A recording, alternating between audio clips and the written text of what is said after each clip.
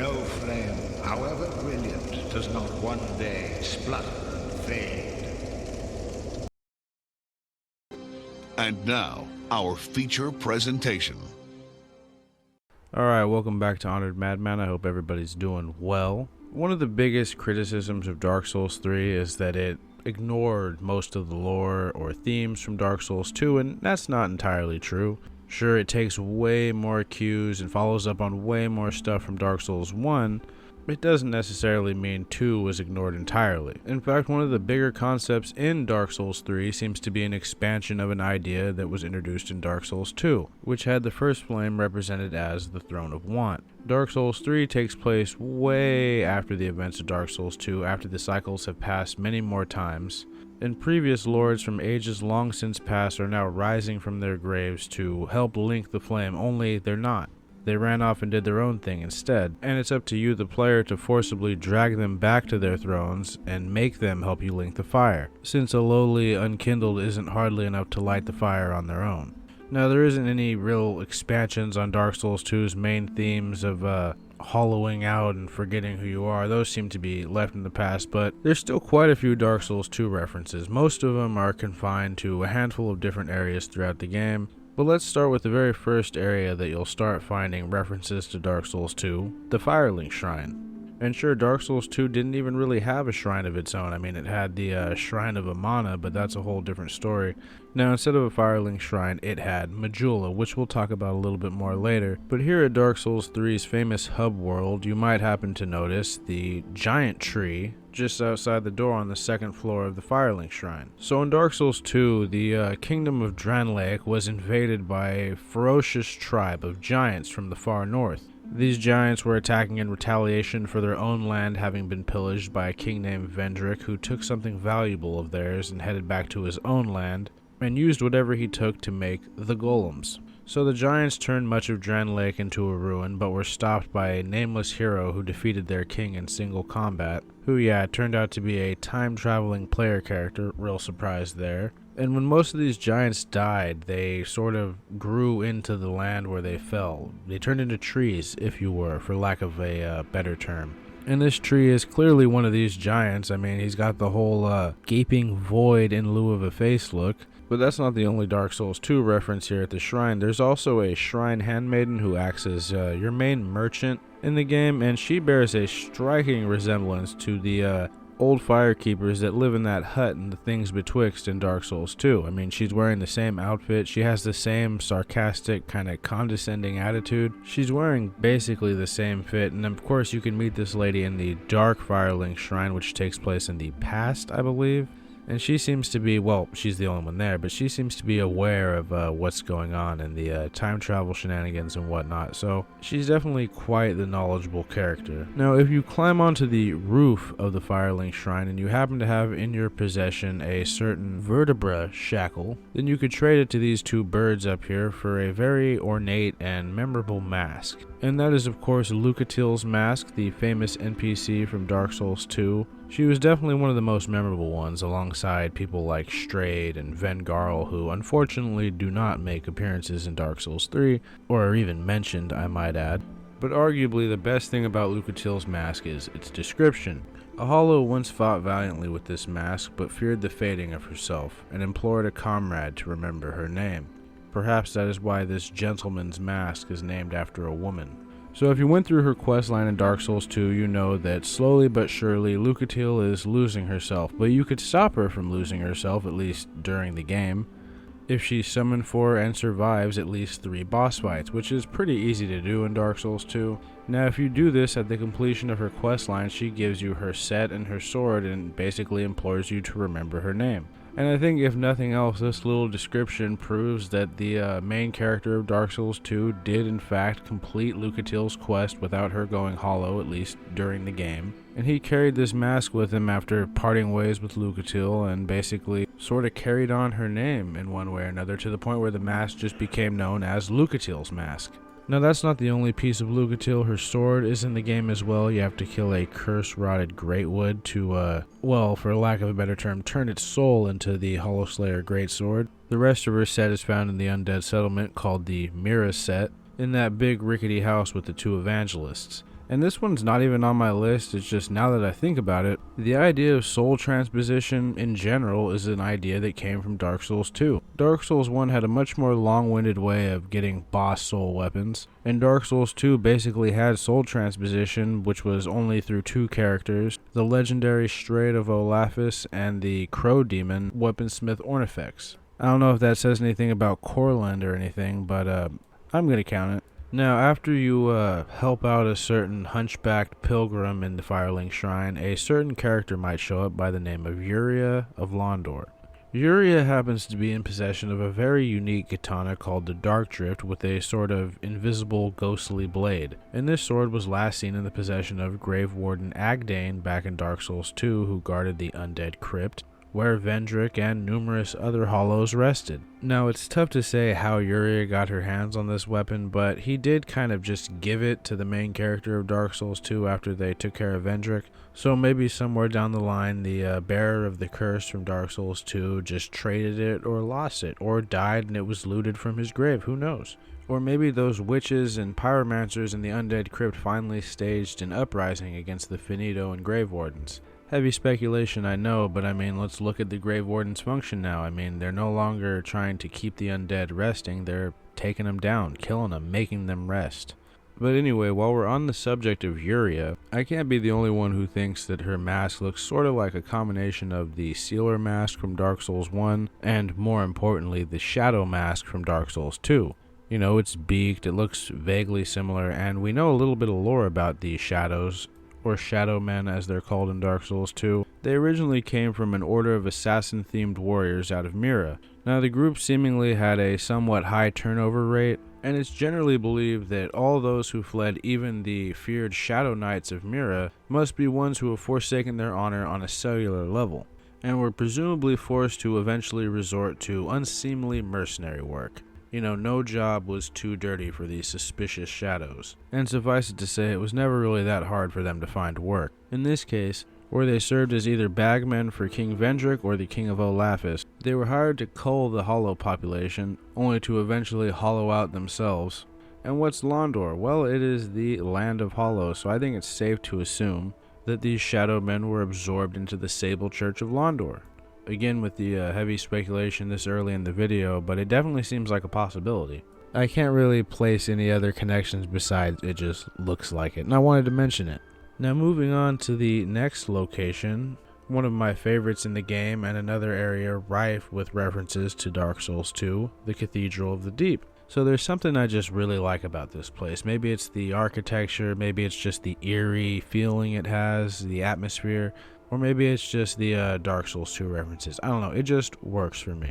But this chapel, before being devoted to an eldritch cult of the dreams of a sentient cannibalistic blob, it was a Way of White chapel, and it was dedicated to the goddess Caitha. Now, Caitha is an interesting choice of a god because she was not in Dark Souls 1. In fact, she sort of seems to have replaced a certain goddess in Dark Souls 1 by the name of Fina, a big figure in the Way of White and the Land of Morn. Now, this goddess was first introduced in Dark Souls 2, and then fast forward to Dark Souls 3, and pretty much every mention of Morn or the Way of White also has some mention of Caitha. She is described as being the goddess of tears, and understandably every Tearstone ring now references her. She's generally known to be a compassionate figure that carries us through times of tragedy. But curiously, her chime is incapable of casting miracles. It's probably for that reason that it was said to be rare even amongst Karim clerics. And I mean, I think that makes sense. I mean, the dark can only be used and controlled and understood by those who have experienced great tragedy or utter darkness, at least as we learn in Dark Souls 2 through guys like Falcon and Wheels. And the chime does indeed appear in both Dark Souls 2 and 3. There's just a lot less dark-based miracles to use in Dark Souls 3, so its function as the hex-based catalyst is sort of a lot less than it was in Dark Souls 2. Anyway, though, I'm sure its association with hexes are what led to the rumors that Caitha wasn't a goddess at all, and that she was actually a demoness who led people into misfortune, and presumably fed off of their despair. To me, though, that just sounds like propaganda perpetuated by overzealous fundamentalists who still are clinging to the old ways of believing in Fina. I mean, we know what kind of shit her followers can get up to. Now, there's a lot of different theories about Catha, so I'll save those for a different video and just leave that one at that. Another big thing in the Cathedral of the Deep, although it isn't exclusive to this area, is the Grave Wardens. Now, these guys were first mentioned or brought up in Dark Souls 2, although they looked very different. Their job in that game was to maintain the undead's sleep, a job given to them by the first of the dead, Nito, who created the Finito, like these blue undead type beings, to be and lead the Grave Wardens to basically just keep the crypt in order and keep all the dead sleeping. Similar to what the Milfinito do and sing for the undead down in the Shrine of Amana, the undead Grave Wardens in this game appear to have adopted a new job. Instead of watching over the dead and ensuring that they maintain a peaceful sleep, these new Grave Wardens forcibly put down all of the undead that continuously rise in the graveyards surrounding the Cathedral of the Deep, and places like the untended graves or just the graveyard outside the Firelink Shrine, which is the same place. Now, if you happen to take a walk through the sludge and gore fields in the Grand Hall of the Grand Cathedral, where the two really big giant slaves are, you might stumble across the remains of a Drang Knight and his armor and weapons. This set was referred to as the Llewellyn set back in Dark Souls 2, and only a few of them were said to have been created. Presumably they went to the highest ranking knights of Vendrick and Dranlaek. Extremely lightweight and very Game of Thrones looking, these were arguably one of the cooler sets in Dark Souls 2, a game that in my opinion has the best armor across all of the Soulsborne genre. Now, it's interesting to note that you find the armor in pieces and the weapons kind of separate from it, so it's maybe safe to assume that these guys, or at least one of these guys, these Drang Knights, hated giants enough to take a crack at one of the giant slaves guarding the cathedral. And we see how that turned out for him. He either got stomped into a million pieces or he got eaten and shit out. Both not so glamorous fates for these remnants of a forgotten land. Speaking of Forgotten Lands, if you remember the Witch Tree Bellvine back in Dark Souls 2, it's now referred to as the Saint Tree Bellvine, which is really interesting, especially considering the branch isn't renamed to Saint Tree Branch. But the Bellvine is also found here at a church, which isn't really that surprising, especially with these new deacons who live here. These guys are probably the reason it's renamed, since the miracles and pyromancies that they tend to use draw from intelligence and faith, and that was the whole major selling point for the Bellvine. It makes sense that it wouldn't be referred to as a Witch Tree Bellvine anymore because they're not heretics. So the last little reference I could find to Dark Souls 2 within the Cathedral of the Deep has to do with one of my favorite bosses in the series, the Pursuer, Soulsborne's own Terminator. Just a cool boss with a really sick design whose armor we actually don't get to get in the game, which kind of sucks. And I do kind of wish he kept pursuing us after the Bastille, but he only really shows up in the Things Betwixt after that. Anyway though, this reference to the legendary Pursuer comes in the form of his shield, even if it is held a different way now. Curse Ward Great Shield. It's said that this shield was given to those who attempted to resist the curse long ago. It's considered ungodly heavy, which has led some to believe that its heaviness was meant to be a representation of the foolishness of resisting the curse. Now, that being said, those who are capable of using this have not found its protection against the curse wanting. So it's really saying, it's extremely hard to resist the curse, but it is doable if you could bear the weight. You can, here's a boon, here's something to make it a little bit easier. And the weak would, of course, just see it for representing the foolishness of even attempting to resist it. And that's just something I love about Dark Souls lore in general. There's always that little bit of nuance to it, these two different perspectives or more, and, there's validity in both of them. Anyway, I'm getting a little bit off topic. Let's move on to the next location. This one is sort of a double. It's the Smoldering Lake and the Catacombs of Carthus combined. It just made sense to combine them since they appear to be a part of each other. Now this one has got quite a lot of DS2 references. Now let's start with probably one of the more famous ones, the Shield of Want. None other than Vendrick's shield itself. And you could only get this shield by basically transposing his soul into it back in Dark Souls 2. So if you ever need more proof that Vendrick existed and that Dark Souls 2 is canon, I mean, there it is. I mean, there's also several other examples you could use, but that's a big one. Personally, I like to think that the remains of the Shrine of Amano wound up down here mainly because not only do we find Vendrick's shield, we also find one of the great bows of one of his elite personal guards, the Dragon Riders. Now sure, that doesn't necessarily prove anything, and I'm not, saying it does.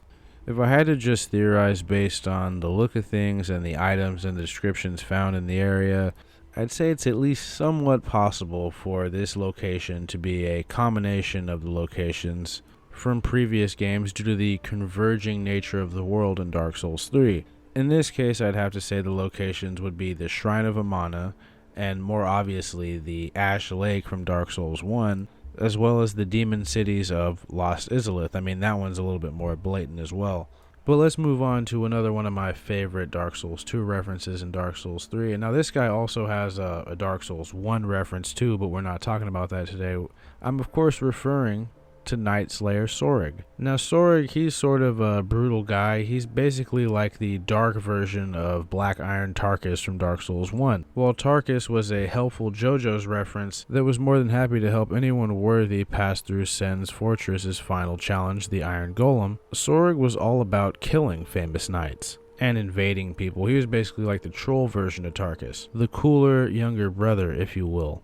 And man, let's just say this guy did not fuck around at all. First, he presumably scaled and then descended Room Tower and found the Foom sword of Rebel the Rame, whose name was now forgotten. And from there, with his new sword, Sorig headed off to Ilium Lois, where he engaged in a brutal confrontation against its defenders, eventually winning this conflict and returning home with their rings still attached to their frozen severed fingers. It's almost like Sorig wears Tarkus's armor to fool people into thinking that he's going to be helpful and friendly. Now, another more obscure reference found down in the catacombs of Carthus is the Black Blade Katana, which used to be referred to as the Berserker Blade, the personal weapon of the Mad Warrior and the tribe of Prowlers that presumably hailed from the east, but Vendrick invited at least one into his court, who among the many charlatans and tricksters and scammers that Vendrick had invited, this Mad Warrior was actually the real deal, and he looked like the Predator. Now the fact that one of these bad boys is found in Carthus leads me to believe that Wolnir also invited one of these Mad Warriors into his fold, presumably at the height of his power, and unrelated to the Mad Warrior, but just like Vendrick, Wolnir's kingdom began to descend into the darkness. And speaking of, High Lord Wolnir, he shares some parallels with the main character of Dark Souls 2 as well. I mean, this guy was a conqueror who showed up in Carthus, a famous desert land full of swordsmen, which very well could be Jugo from Dark Souls 2. And Carthus during this day was ruled over by several lesser lords who all wore crowns. Then one day Wolnir showed up, killed all the lords, and ground their crowns into dust and had a new crown made from, the dust. It's sort of reminiscent of what the main character of Dark Souls 2 does with the crowns of the DLC kings. See, at the end of every DLC in Dark Souls 2, you're presented with a crown of the respective king of the kingdom whose DLC you completed. And once you have all the crowns, you can, in a sense, ground them down and create a new crown. A very powerful one at that, one that actually keeps you from hollowing. It was Vendrick's attempted salve on the curse of the undead, if you will. And I'm not saying Wolnir's crown did anything similar. I mean, clearly he's undead in some way. It's just interesting how he did something quite similar to the bearer of the curse. Now the last piece of Dark Souls 2 reference down here in the Catacomb/Smoldering Lake is something you have access to only after you've slain the old Demon King down in the Smoldering Lake and decidedly transposed his soul into a little pyromancy called Chaos Bed Vestiges. Now back in Dark Souls 2 where this pyromancy was introduced, it was known as Forbidden Sun, and it was described as a devastating pyromancy that had been developed in Aldia, where the madman who created it never really questioned the need for this level of devastating and unstoppable power. It's safe to assume that this pyromancy was probably created by Royal Court sorcerer Navlon, or at least whatever entity is currently possessing him. And there is a notable difference in the Forbidden Sun pyromancy versus the Chaos Bed Vestiges one. They may share the same icon, but the spells aren't exactly identical. See, the Forbidden Sun has an added bonus of blanketing the targeted area with magma after the explosion, in a manner similar to the other pyromancy Great Chaos Fireball or Great Chaos Fire Orb, showing that the madmen of Aldia have in fact improved upon a pyromancy that was once created by the very founders of pyromancy themselves. And we learn from Dark Souls 3's description that the spell is derived from little pieces of the infernal seedbed, once known as the Bed of Chaos that birthed the demons. These are like little pieces of it that have been weaponized. And it's safe to say that Aldia, or the madmen under his control, developed their pyromancy in a similar way. I imagine they just found a couple pieces of the Bed of Chaos and researched them. I mean, you've seen Aldia's Keep. If there's one thing that guy and his people are passionate about, it's scientific pursuits. Now, moving on to the next chronological location where we're going to find a lot of Dark Souls 2 references, and you guessed it, Irithyll of the Boreal Valley. So I guess first off, there is the paintings in the distant manor that I did a whole video about. So no less than 3 of the 6 paintings in this room represent things or people from Dark Souls 2. And the first and probably the most noticeable is the portrait of Nishandra, one of the more sinister shards of Manus and the main antagonist of Dark Souls 2. In fact, I think it's possible that this may be a piece of the very same portrait of Nishandra that we see in Dranlake Castle in Dark Souls 2. Now, in that game, the portrait actually cursed you when you got close to it, and I suppose that was there to foreshadow Nishandra's dark nature. And it's interesting that King Vendrick, the guy that was seduced by Nishandra and found out all too late, and was then forced to scramble in an effort to lock Nishandra out of the Throne of Want, preventing her from achieving her goals through an admittedly over-elaborate means. He's only remembered as an old king of want, or an old king that beckoned the dark and, got more than he was bargaining for. And most of the descriptions don't exactly cast him in a very positive light. It appears as though Nishandra managed to somehow escape blame for what happened to Dranlake, as it seems to have all fallen on Vendrick, which is why, to me at least, her portrait in Irithyll indicates that she's remembered rather fondly, and not as a ruthless schemer whose plots basically brought Dranlake to ruin. As to how the portrait wound up in Irithyll, it's really tough to say, but there do happen to be some Dranlake refugees located in the very same city, so maybe there's some connection there. The other one is the Old Iron King's throne from the DLC, The Crown of the Iron King. I'd have to say the significance of that one is because the Old Iron King was said to be Gwyn's reincarnation. Therefore, I guess it's not all that surprising that they would have this painting, although who knows if anyone even knows that.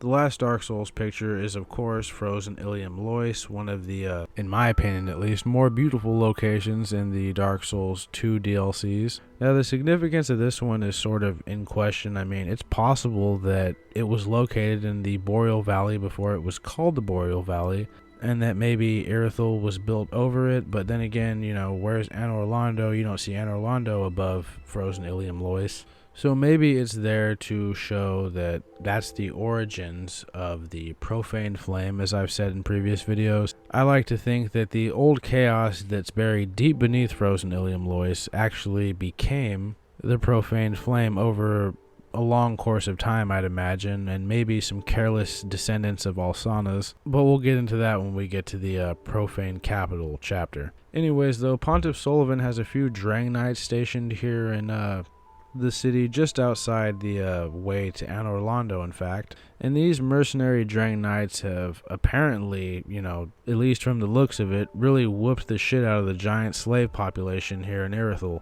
In previous videos, I've said it looked like they just put down a little giant uprising, and I do kind of think that, but there's not really much that backs that up. It's just a fun headcanon type of situation. Since, the Drang Knights probably hate giants. I mean, their homeland was destroyed by a ferocious giant horde that sailed over on giant longboats like the Vikings. I mean, it makes sense that the descendants of Dranlake would hate giants and would want to kill them wherever they saw them, even if they weren't the exact same giants that destroyed their homeland. These guys had probably heard stories all their lives about how brutal and evil the giants were, and now here they are in the flesh. So these Drang Knights were descended from the surviving nobility of the ruined Dranlake. They became known as brutal mercenaries with their trademarked weapon in each hand fighting style, a reference to the power stancing gameplay mechanic that was introduced in Dark Souls 2, Anytime a Drang Knight is found, a set of paired weapons isn't far. I would even go so far as to say that the sellsword starting class is also from Drang. He just maybe lost his Llewellyn set. Or maybe his ancestor got his all ruined and destroyed, who knows. But as we know, back in Dark Souls 2, this Drang set, or the Llewellyn set as it was then known, was worn only by Chancellor Velager, the ghost of Dranlake Castle, who eventually gives you the set after a certain amount of progression in the main story, along with the Royal Dirk and I believe the Llewellyn Shield, which is also found in Dark Souls 3, in the possession of a certain hollow named Horus the Hushed. It is worth noting, though, that after the events of Dark Souls 2, Dranlake became known as a land known for linking the fire. At first, I didn't really know what that meant, but look at what linking the fire means in Dark Souls 3. It means taking a throne. Something that was, introduced in Dark Souls 2. So it makes sense that Dranlake would eventually become famous as this place that once is known for linking the flame. They were probably the first to link it in its new form as a throne, when previously it had just been done how it was done back in Dark Souls 1 at the Kiln. Gwyn did it, the Chosen Undead in that game did it, and Slayer all did it. Dark Souls 2 takes place ages later, like thousands of years later, so it makes sense that things would be somewhat different, and that's why all of the Lords of Cinder have thrones that they have to be forcibly returned to. But even with all that being said, I do think a better legacy for Dranlake would be a land that was known for its war with the giants, because, that's one of the defining traits of Dranlake.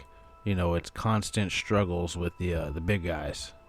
Anyway, though, I'm getting a little sidetracked. Now, it's not every day that a character from Dark Souls 2 shows up in the flesh in Dark Souls 3, but when they do, they're usually an invader. And in this case, we've got the famous serial killer, Cretan the Wanderer from Dark Souls 2, the arch rival of Pate, the supposed Patches reincarnation. Now, he is intimately tied to Cirrus of the Sunless Realms' quest, and the only way to get his set is to be summoned into her world and help her defeat him.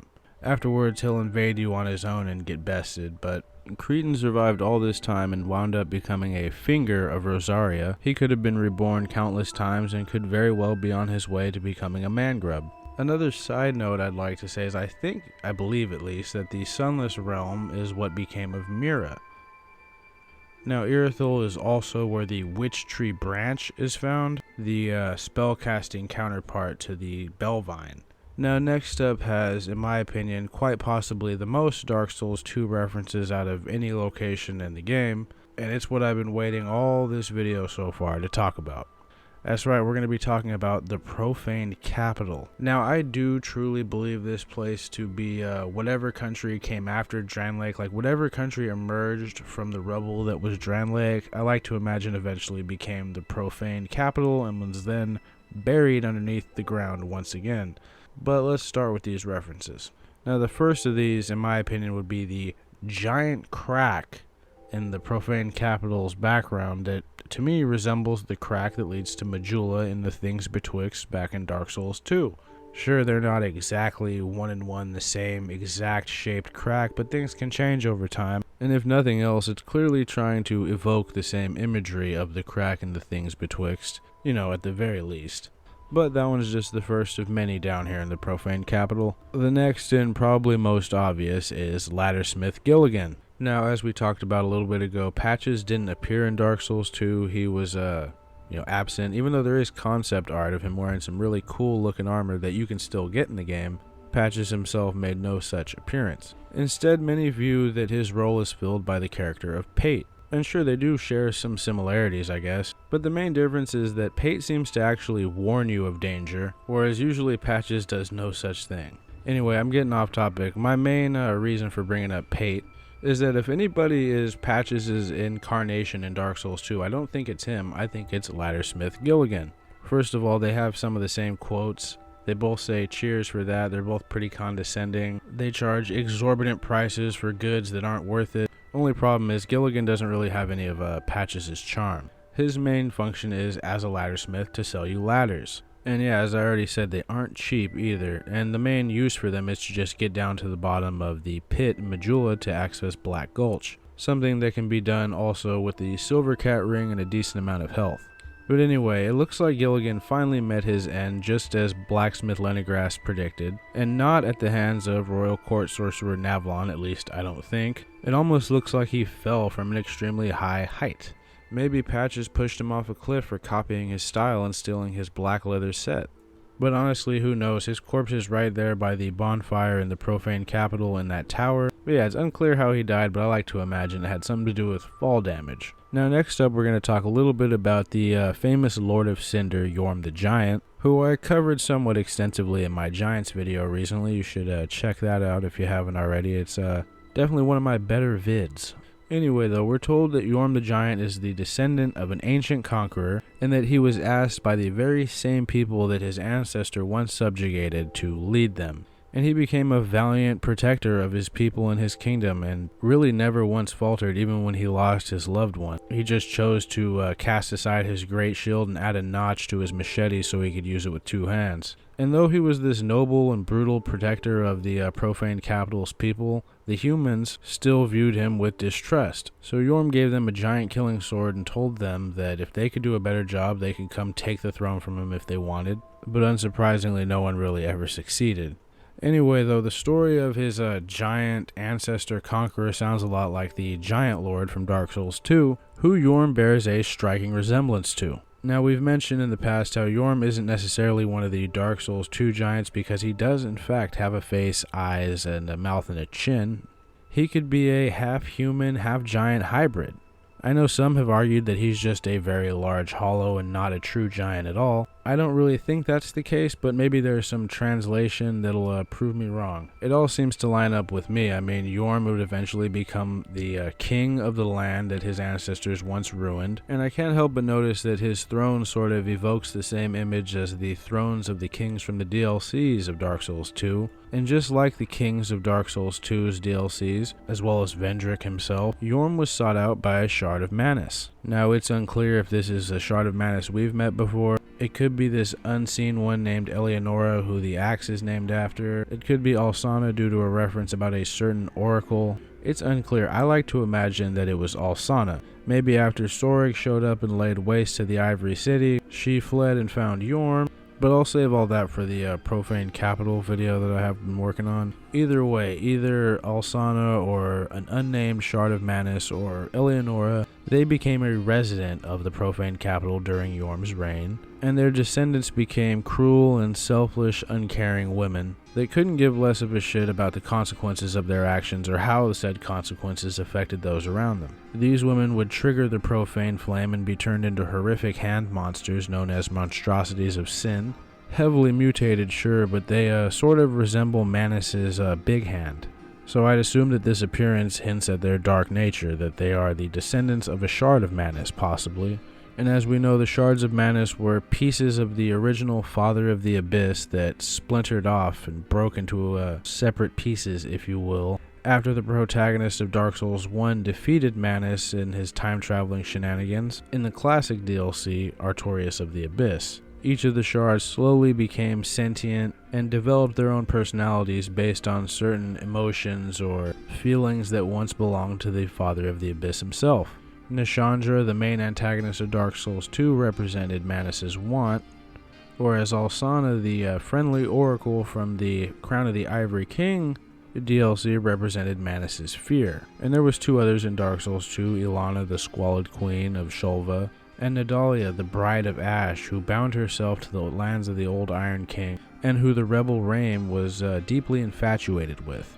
You know, she gave him a whole new purpose and a will to live again and whatnot. And speaking of the old Ivory King, the reincarnation of Gwyn's most famous knight, Elan, had an army of knights named after him, sort of in his honor. Now, most of these knights just wield a simple katana and bum rush you, but there's also certain captains that wield these great bows. One of these can famously be found on one of the rooftops in Dranleigh Castle, attempting to mimic the behavior of the Silver Knights of Anor Londo. Now, these guys possessed a very unique great bow. It was very sleek in design, it was sort of silverish, and sure enough, this bow reappears in Dark Souls 3. In fact, it's found in the Profane Capital.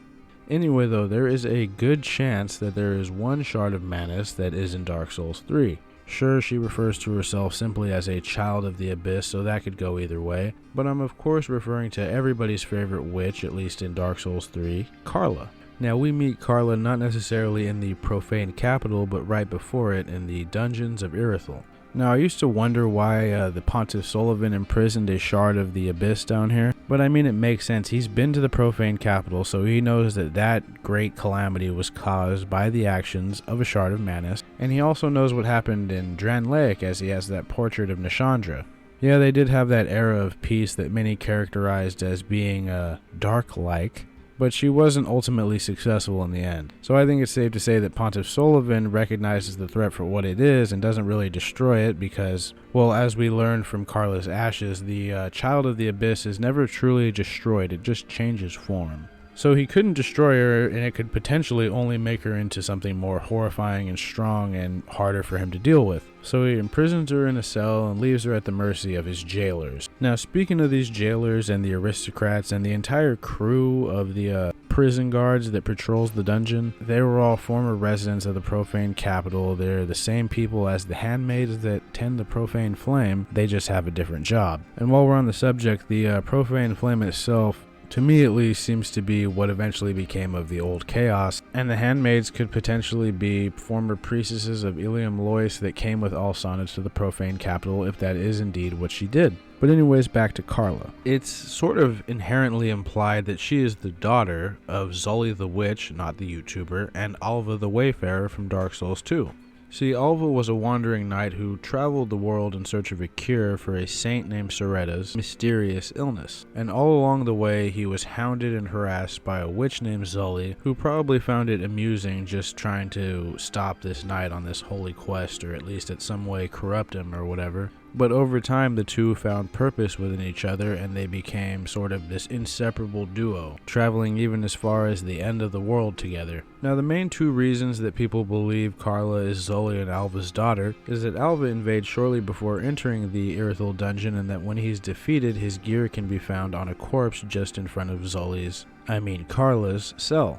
And the other reason is from the Dark Blade spell description. It's basically an ancient hex that was passed from mother to daughter as a means of protecting oneself or taking one's life. And when we see Zully in the Ringed City, which I will touch more on just momentarily, her main means of attack is the Dark Blade spell, albeit a much more powerful one that sends like a traveling shockwave at you, if only ours did that. But it seems to imply that Zully was the mother mentioned in the Dark Blade's description of Carla's spell, and to me that's as good a proof as any. Now, we already talked a little bit about the actual profaned flame, but what about the pyromancy profaned flame? I mean, it's clearly just a renamed, copied version of the legendary pyromancy flame swathe developed by the all-powerful Strade of Olaphis. I can't really find many lore reasons for this, only that someone who had knowledge of flame swathe just attempted to recreate the same thing, but with the profaned flames. And this next one is sort of a tenuous reference at best. It's sort of just a similar looking situation. Now, we all know Yorm's room is full of treasure and burnt up corpses, but this amount of treasure has been seen before in a boss room in Dark Souls 2 when you have to fight the twin dragon riders, knights who wielded weapons that required inhuman strength to use, and whose ability to wield these weapons was used as a sort of test for their initiation. What an interesting little fun fact. But yeah, these boss rooms definitely have the same treasure-filled feeling. I don't know if they're meant to be a reference to one another, but they definitely reminded me of one another. And I think that's all of the little references in the profaned capital. Oh wait, yeah, the Great Shield of Glory. You know, the giant stone shield used by the Drake Keepers at the Dragon Shrine back in Dark Souls 2? Yeah, you can also find that down here as well. And personally, I think it would have been better suited to have been found at maybe Archdragon Peak, but if nothing else, it only adds to the sheer number of Dranlaic Dark Souls 2 references down underneath Irithyll. Now, moving on to the next location where you might find some Dark Souls 2 references. Now, there's definitely not as many or even close to as many as there was in the profane capital here in Lothric Castle, but there's a couple, in my opinion, quite significant ones. The first is probably the most obvious, and it's the Lion Knight named Albert, who also acted as a summon when you fought Vort if you happened to be embered. And he guards the way alongside a mage and a member of the Black Hand to the Twin Princes boss fight. Now, if you remember the old commercials for Dark Souls 2, you definitely remember this armor set. I mean, they even make figures of this guy. The Farum armor set was arguably the poster child, besides the Scholar of the First Sin version, which used the Forlorn, of Dark Souls 2. Now, I know some will argue that it should have been the Alva set, and maybe it should have. I'm still quite a big fan of the Farum armor. It was said to be the armor of a band of knights called the Lion Knights out of Ferosa, a now ruined land that once was known for birthing several legendary fighters. People like Vengarl, the Ivory King, they all hailed from Ferosa, and this land was known to worship a certain god of war known as Farum. Many people think that this god of war might be the nameless king, the firstborn of the sun, and it is indeed possible. I mean, he's the only god of war we have a mention of, but that's a story for a different day.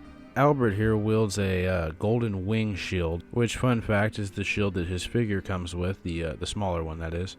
And his association with High Priestess Emma shows that he's sort of a member of the Way of Blue.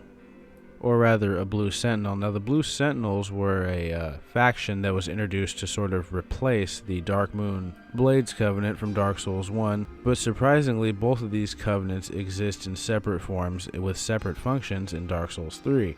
So I guess the Blue Sentinels are in fact another Dark Souls 2 reference in Dark Souls 3. They were led by Targray, a rather condescending fellow in the high chapel just beyond the old Dragon Slayer fight in Hyde's Tower of Flame, a land that was most likely founded by Guinevere and her husband Flan. Now anyway, back to the Lion Knight. We know these guys are quite the capable fighters from that cinematic they had in Dark Souls 2. And hilariously enough, I do believe you can find that exact Farum Knight's corpse just buried beneath Tranlake Castle. What a cruel fate for a guy who survived so much. Anyway though, who knows how Albert really wound up out here? I guess it's safe to say that there are still some Ferosan Lion Knights out there roaming the land, probably serving as mercenaries in the same vein as the Drang Knights. Although I imagine the Ferosan Knights were out there looking for a cause that was worthy to fight for. I mean, that seems to be more in their nature, at least when it comes to people like the Ivory King. I guess Vengarl was just in it for the love of the fight. And I suppose that could be why Lion Knight Albert is here. I mean, maybe he's just here because he loves fighting worthy undead combatants. So the next and admittedly much bigger Dark Souls 2 reference, if it is indeed a Dark Souls 2 reference, has to do with one of the most interesting characters in the entire trilogy, Aldea. So we all know who Aldea is. He's King Vendrick's brother, who sought out an alternate means of circumventing the curse of undead. His brother went his way and Aldea went his own. He carried the titles of a duke and had his own land and fortress, where he and his buddies got up to all sorts of Dr. Moreau-style experiments. For example, you know the Ferosan Lion Knights I mentioned earlier? Well, Aldea, he had a bit of a sense of humor to him, and he wondered what it would be like to turn these self-proclaimed Lion Knights into actual lions. And the result was a ferocious, human-hating lion warrior that, like many of Aldea's creations, wound up encased in stone, or petrified, if you will. Now, there is also a slight reference to these Lion Clan warriors in Dark Souls 3. You can actually get their shield. It's called the War God Wooden Shield, and it sort of loosely confirms the theory that the Lion Knights, or at least a select few of them, were turned into actual lion warriors. Anyway, though, Aldea, his big thing was peering into the essence of the soul. He wanted to know, the secrets of life itself. And he had other experiments. Most of them were unsuccessful. A couple of them were moderately successful, like the Ancient Dragon or Shanalot, the Emerald Herald. But his biggest success appears to have been removing himself from the cycle of fire completely. Now, doing this horribly mutated him into a root-bound, fiery tree monster. It gave him the ability to manifest himself at just about any bonfire, as he was a part of the First Flame now. He became known as the Scholar of the First Sin, and that title of Scholar is going to become important in a second, as the reference to Aldea in Dark Souls 3 comes from none other than the Grand Archives, which is full of what? Scholars. So in a hidden room behind an illusory wall sits a Outrider Knight. And what is this Outrider Knight guarding? Well, it's a very unique balcony that sort of overlooks a portion of the Grand Archives, and on that balcony lies the corpse of presumably a scholar, and on that corpse you may find the extremely powerful spell Soul Stream. Well, in Dark Souls 2 it was known as Soul Geyser, and it was said to have been a family heirloom of Lord Aldea. Now in Dark Souls 3, the description is a bit different. I mean, they all are. Sorcery imparted by the first of the scholars, when Lothric and the Grand Archives were but young. The first of the scholars doubted the linking of the fire and was alleged to be a private mentor to the royal prince Lothric himself, and this mysterious first scholar is probably the reason why Prince Lothric has no desire to link the fire himself. I mean, he clearly put the idea in the kid's head from a young age. Now, from those two descriptions and from Aldia's title as the Scholar of the First Sin, it seems like maybe he was the first scholar of Lothric's Grand Archives. And perhaps that's true. I mean, if the flame never truly died, then Aldia never truly died, and he could manifest at any bonfire to essentially force ghost his way into a hero's journey. And as far as doubting the linking of the fire goes, well, I mean, that's sort of, Aldia's MO. He suggests that there's a light route to follow, a dark route to follow, but what about a third route, He also wondered what would happen after an Age of Dark, and that there had to be something that came next. And guess what? These ideas actually made their way into the endings of Dark Souls 3. So in the end, we're presented with 3 options, I guess 4 if you count killing the Firekeeper. The first is through the complicated means of becoming the Lord of Hollows. Now that is one of the coolest endings of all time, don't get me wrong. There's also linking the fire and continuing the cycle, which obviously is the most boring out of all the endings. But there's also a third way. And in this ending, you sort of absorb the fire into your own being and extinguish it. Or at least, that's what it seems like's happening. Now we're told from this ending that the darkness will eventually settle and a long Age of Dark will follow. But eventually, tiny embers will dance across the darkness, eventually becoming a flame of sorts. Now many people interpret this as being the same thing as essentially linking the fire or letting the fire fade. But I don't think so. I think that this is a sort of resetting of things back to the way they were before the events of Dark Souls 1 when Gwyn and all those other guys found the Lord Souls. That fiery inferno where everybody's just, these gangly hollow figures, the beginning, if you will. I think it's not hard to believe that this ending will eventually lead to a newfound beginning of time, if you will, where new individuals might come across these powerful souls and remake the world in a completely different way. It doesn't necessarily mean it's going to be exactly the same as if we would have just linked the fire or let it fade, It's something new. I like to think, though, that that's what Aldia was searching for with his third way. And we know that Vendrick also sought out a third way. His was just a little bit different from Aldia's, and it involved gathering the crowns of these powerful kings who had also fallen and basically combining them to make a super crown that stopped you from hollowing. But this hardly circumvented the curse for all mankind, and Aldia's research, while brutal and kind of horrific, had the noble goal of freeing humanity from the curse of the undead, something that is finally achievable due to Dark Souls 3's various endings. And we also know Vendrick's way would be famously copied by a giant skeleton named Wolnir. A lot of good that did him in the end to save his kingdom from falling to the abyss and being destroyed by overzealous Artorias cosplayers. Anyway, though, back to this mysterious first scholar. Now, I guess it is possible for him to have simply been Aldia, we just talked about that. Personally, I like to think that he passed Soul Geyser down to his most trusted student and disciple. And when it comes to this hypothetical student, I think that there's really only 2 possible candidates. I mean, there's, I guess, countless, but there's only 2 fun candidates. The first is, obviously, Pontiff Sullivan. We've talked before about how Aldia created the Forlorn and basically stripped them of a home to return to, bound a few of them to his house to act as guard dogs, and seemingly abandoned the rest to their fates. Well, I've always thought it possible that they found their home in the Painted World, if you will, as it's always been referred to as a home of the Forlorn. And not to mention that both the inhabitants of the Painted World and the Forlorn themselves are quite fond of scythes. Anyway, it's possible that Pontiff came into contact with Aldia in some way or form. Perhaps he found Aldia's research, perhaps Aldia manifested himself at a bonfire to him. And we do know that, Pontiff is half tree. I mean, his mom was one of those weeping trees that we see in the Painted World. So maybe Aldia felt a sense of kinship with him. And that is, of course, following the theory that Pontiff is the mysterious first scholar, but I don't think that that's so set in stone either. Now, I can only think of one other individual who would be considered Aldia's disciple, and that's the bearer of the curse from Dark Souls 2. So I'm proposing that it's possible that maybe the bearer of the curse, after walking away from the Throne of Want back in Dark Souls 2, eventually became the first scholar of Lothric's Grand Archives and doubted the Link of Fire because, well, he saw the pointlessness to it. He saw it just continued the same cycle that enslaved humanity, and why should we play ball with that? I mean, we know at least by the end of Dark Souls 2, the bearer of the curse was Aldia's closest confidant. I think it's highly likely that he would have left him the Soul Geyser spell to sort of carry on his legacy. I don't know, that's just my theory when it comes to Aldia being the first scholar. I definitely think it's possible he might have also influenced the mind of the first scholar. He might have been their mentor in the same way that the first scholar was Lothric's mentor. There's a lot of possibilities there, but I've spent enough time talking about Aldia and Pontiff when I need to do their own respective videos. But now moving on to the Dark Souls 2 references of the famous DLC, The Ringed City, starting with one of my favorite locations. This. It's not in bad shape. Now, the Dreg Heap is essentially the end of the world. It's a place where the lands of all the previous ages and times are converging into one giant ball of lands. So I suppose it's not that surprising that there'd be at least one location straight out of Dark Souls 2 to be found here.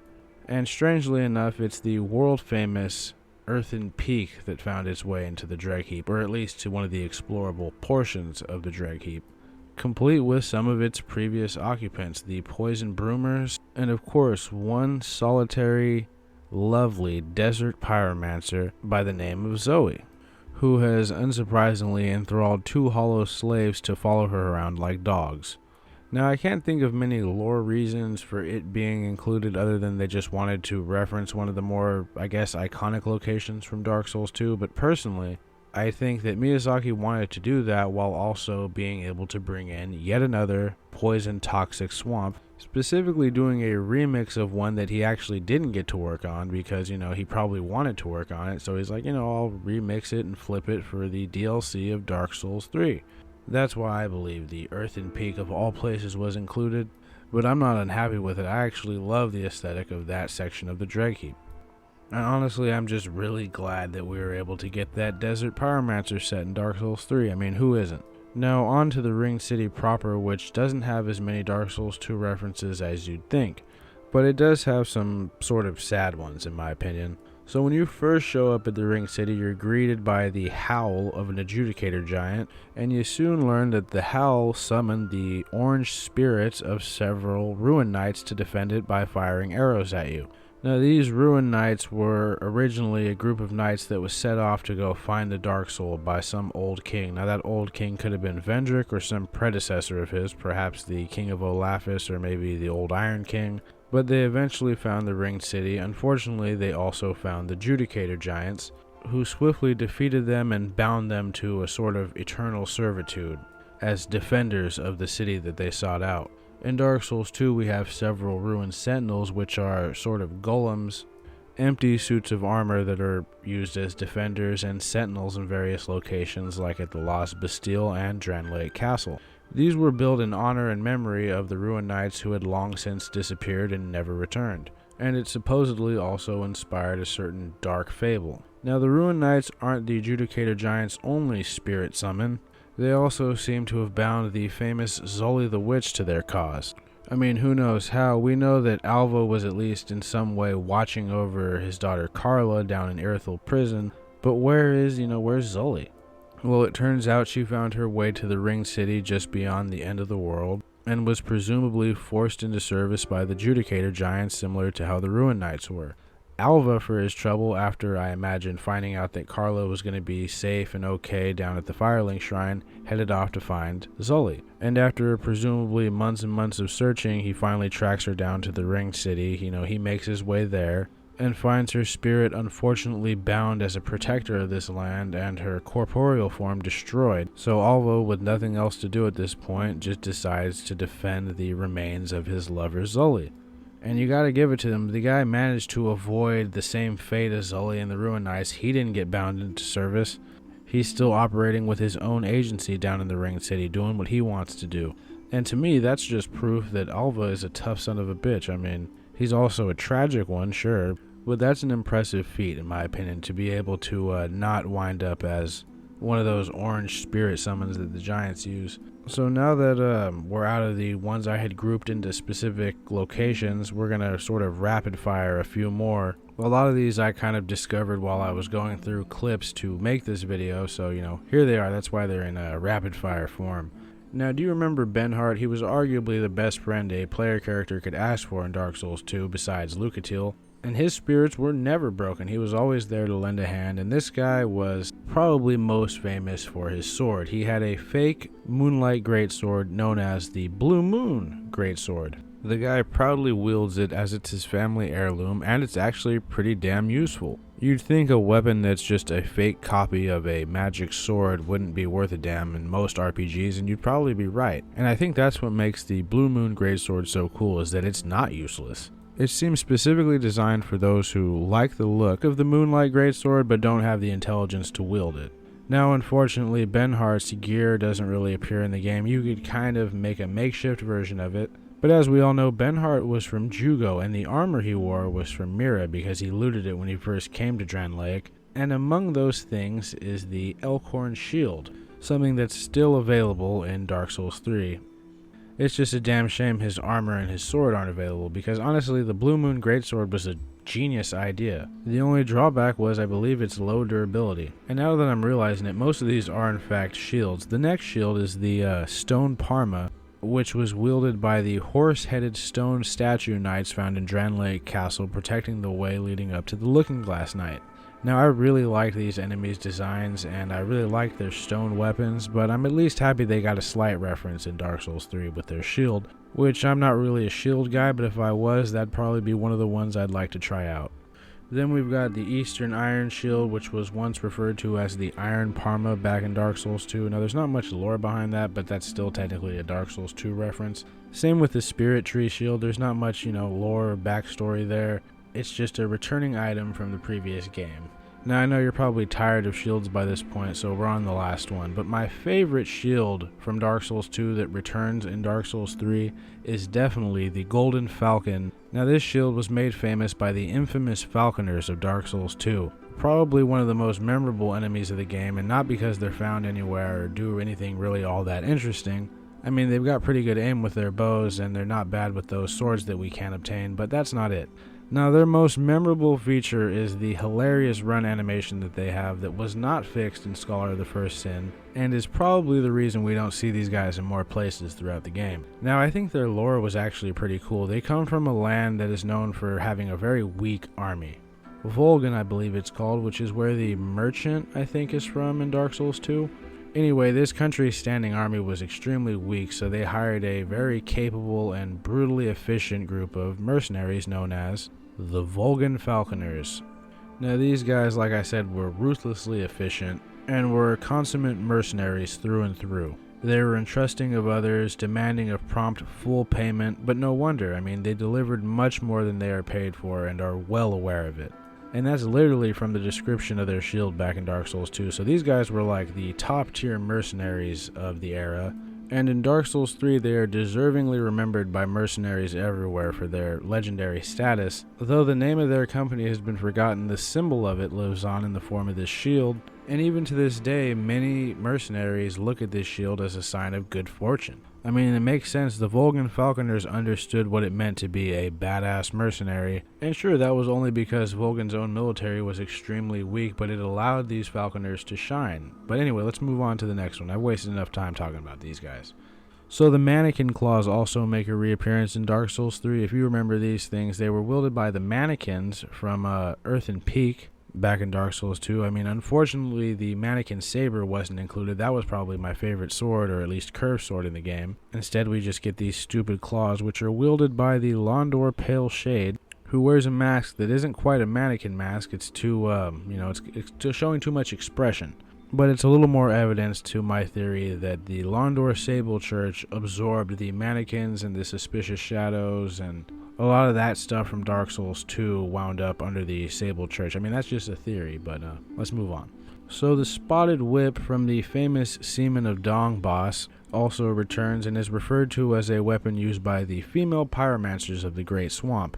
And we know that the desert pyromancers also liked using whips later on, as we see with Zoe. This one seems like one of the more random entries in the game. I mean, out of all the whips they picked, why this one? It could have been the bloodied whip, which was probably impossible damn near to get, or my personal favorite, the old whip, which hit like a truck but also broke really easily. But I suppose I'm just like splitting hairs at this point.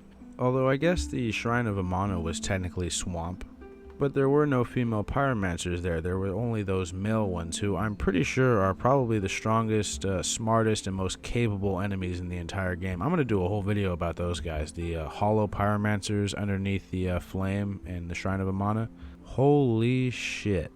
But I guess if you know the spotted whip comes from the tongue of frog demons, it's possible that there's just some of them there at the Great Swamp as well, so that their tongues could be harvested by the more powerful than male female pyromancers of the Great Swamp. It's in the lore that female pyromancers are stronger. So let's just be glad there's no Amana female pyromancers. Anyways though, speaking of pyromancy, now one of my favorite pyromancies returns to Dark Souls 3 from Dark Souls 2, and it's got a new description. I'm of course talking about Warmth, one of the more interesting forms of fire magic in the game, a fire that heals. But it doesn't just heal you, it heals anything that steps into its vicinity. Now this was a trademarked pyromancy of the Grave Wardens way back in the day of Dark Souls 2. Nowadays in Dark Souls 3 it's been adopted and repurposed by the Mound Makers, a group of insane hollows who just live for the thrill of the kill. And it makes sense. I mean, they're purple phantoms. They can attack any phantom and be attacked by anything, so of course they would use a spell that heals just about anything as well. And one of the last entries we're going to cover that I surprisingly didn't fit into any of the other sections is the Drakeblood Knights. So these guys were led way before the events of Dark Souls 2 by a guy named Sir Jorg. These guys laid siege on the Eternal Sanctum deep beneath the lands of Dranlaeg, but sunk into the sanctum itself when they accidentally woke the sleeping dragon they were hunting for. Now it was said that the red cloth wrapped around their armor was said to signify the blood of the dragons, which they worshipped, and they believed that if they obtained the dragon blood that they worshipped so much, that it would grant them a type of enlightenment, a true understanding of life, transcending their banal existence. So it's unsurprising then that the Drakeblood Knights eventually wound up in Archdragon Peak, a place where all those who worship the dragons and wish they could be dragons wound up. I mean, you have the little reindeer dragon guys, the serpent men from Dark Souls 1, guys like Havel, who I'm pretty sure was on the side of the dragons, he just hated Seath. The Nameless King, famous friend of dragons, and his #1 student Ornstein, the former dragon slayer, they all wound up in this place. It's not surprising that a group of dudes who thought that dragon blood allowed them enlightenment would end up here as well. Although their presence here seems to be a bit different than the others. See, they're summoned as defenders of this land by a weird-looking sorcerer who's also capable of summoning Rykard from Dark Souls 1 and Havel, or at the very least, a Havel Knight. And sure, the spellcasters do look a little bit like the ones you find in Brightstone Cove, Seldora, back in Dark Souls 2, but I don't think there's a connection there. I mean, I bet the Drakeblood Knights are enjoying it. They probably thought they would never get to see the skies again. You know, like Jorg led them down there to claim the blood of the slumbering dragon, and when he stabbed that dragon, it blew a cloud of gas that basically killed Jorg instantly and brought ruin to the whole Eternal Sanctum, trapping a huge number of Drakeblood Knights down there underneath the land with Sin and Shulva and Ilana and all of that good stuff. Those who managed to escape this ill-fated expedition went on to form the Archdrake sect and were very secretive about their miracles and pretty much all of their knowledge, but that probably mainly had to do with them wanting to conceal their ill-fated voyage. They probably don't want anybody to make the same mistake as them, but at the same time, they probably don't want anybody else to claim the dragon if they couldn't. They don't want anybody else to have that knowledge. They're associated with Lindelt, which I like to believe is where Anne Orlando was currently located, at least during the events of Dark Souls 2, so maybe there's something more there. Perhaps it deserves a little bit more research. Anyways, though, this one I can't believe I almost forgot about mentioning.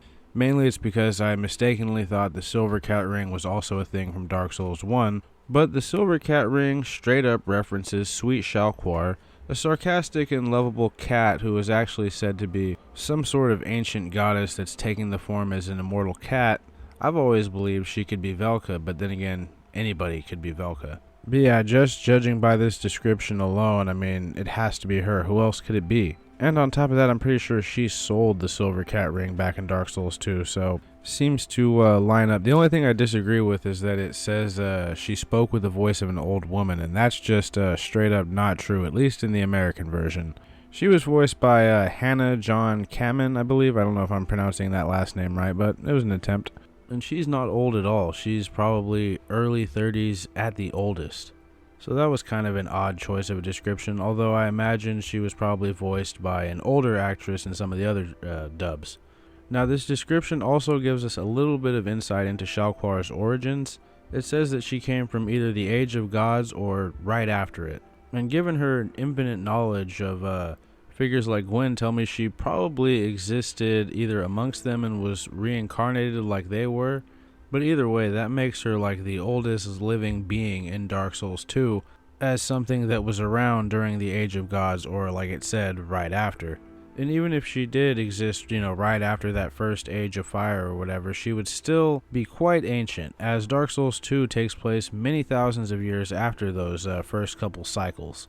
But the new description of the Silver Cat ring sort of calls into question the old description, which says something along the lines of when cats grow old, another force brews within them, and they're reborn as something new. So that could be more evidence that she was a god during the Age of Gods and was reincarnated shortly after like the old ones were. So again, it's a nice little follow-up to something that was subtly quite important back in Dark Souls 2. But anyways, though, I like how it describes Shalquar as a fanciful immortal, because that's really what she was. She had a wealth of knowledge about all of the old ones, and even stuff from before their time, like stuff about Gwen, calling him a liar. Hands down, one of the best characters in Dark Souls 2. I mean, she says she's leaving at the end because you've beaten the game, but she never actually leaves, so that's pretty cool. But yeah, I can't believe I almost forgot that one.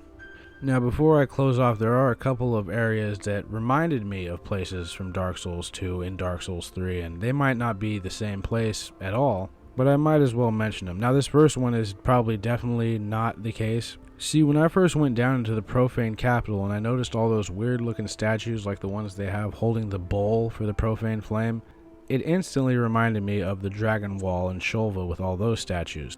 Now, I don't think they're the same place or anything, but it is interesting that Ilana does in fact use Flame Swathe, which would become the profaned flame.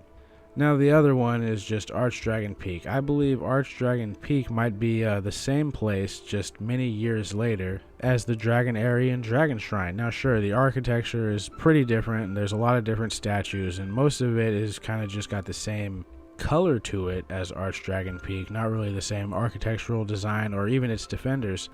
But even then, I can't help but think there has to be some connection between those two places. I'll probably save that for a video. I mean, I'm working on like a million ideas at once, it seems like. But that one and an idea that a friend gave me about Shira's parentage might be coming a lot sooner than the rest. Anyway, though, I think that was all of the references I wanted to cover that are in Dark Souls 3 from Dark Souls 2. Now, undoubtedly, I probably missed a couple, even as hard as I tried to find all of them. So please share with me any of the ones I either got wrong or missed in the comments, because that would really help out, and it would help out the viewers too. But yeah, like I said at the start of the video, I know Dark Souls 3 has way more Dark Souls 1 references in it than it does 2. To say that Dark Souls 3 ignored Dark Souls 2 or that Dark Souls 2 isn't canon is just a straight up lie. I mean, that's just all there is to it. But anyway, though, guys, I hope you found this video to be at least somewhat amusing or informative or entertaining. And if you liked it, please consider liking it. If you disliked it, please dislike it. And if you like hearing me ramble on at varying lengths of time about varying different video gamey topics, please consider subscribing. We cracked 18K and we're on our way to 19 now. I blown away by what many call the support. Anyway, though, enough of that. Let's have our outro and then some hints about the upcoming projects then, shall we?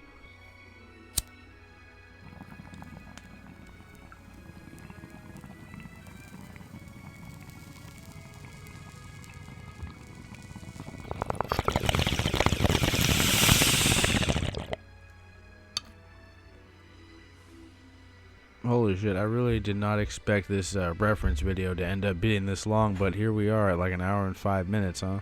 But yeah, sorry for like the 2-week delay. I had a lot of internet problems this past week, which is really getting on my nerves. Plus, I had a lot of struggling with which video to finish, and then when this one became this length, it sort of took longer than planned. But anyway, the next couple videos should come out really soon. There's a couple, non-lore videos I'm doing. One about the Daryl Dixon series, because I did watch it.